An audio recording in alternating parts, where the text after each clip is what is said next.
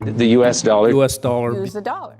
Economists have been predicting the decline of the US dollar for years. The dollar's about to become dethroned. Can the US dollar remain the global reserve currency? Absolutely not. So there's a very, very strong motivation for a lot of countries to move away from the dollar. Though the dollar's value has been slipping recently, the coronavirus pandemic has proven it's as powerful as it's ever been. Nearly 90% of all global foreign exchange trading involves US dollars, and more than half of the world's reserve currency holdings are in US dollars. No other currency even comes close. When the pandemic hit, there was a rush for cash. Crises are by definition times of great volatility, great uncertainty, and there is a sense that the US is one of the safest places to be.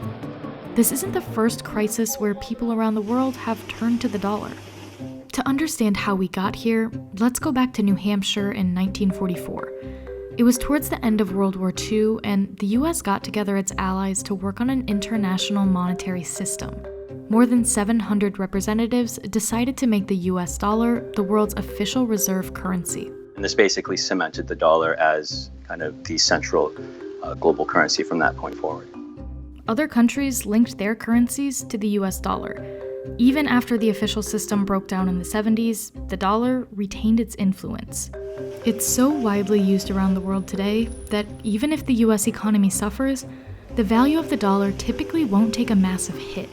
And there's what's called network effects, that the value of the dollar as kind of a key global benchmark for the pricing of goods, the pricing of commodities, for lending, the more people that use it, the more useful it is. That's important for people in countries where the local currency is almost entirely dependent on a fragile economy.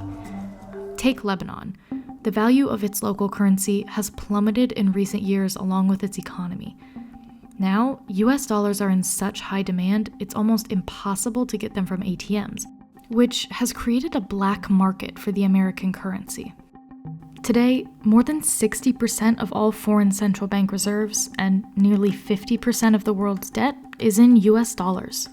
For companies and investors, holding assets in dollars, such as treasury bonds, is seen as safe because the US is the world's biggest economy, and the US central bank is seen as a trustworthy institution. Just look at what happened during the 2008 financial crisis. The Fed lent out US dollars to other countries through one of the tools in its kit called swap lines. Essentially, the Fed gives another country's central bank, say Japan, a loan in US dollars. The Japanese central bank gives the US some yen in exchange. When the loan period's over, the two countries swap their currencies back and the US collects some interest. By April, the Fed had lent nearly $500 billion to central banks around the world. That number's come back down, but at its peak, the Fed's most recent currency swaps almost rivaled those of the Great Recession.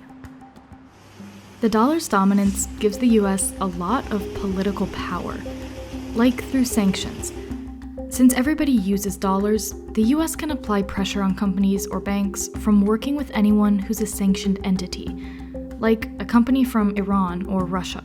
With great power comes great responsibility. If you overly abuse the privilege of holding, the dominant global currency, eventually the world will have to find alternatives.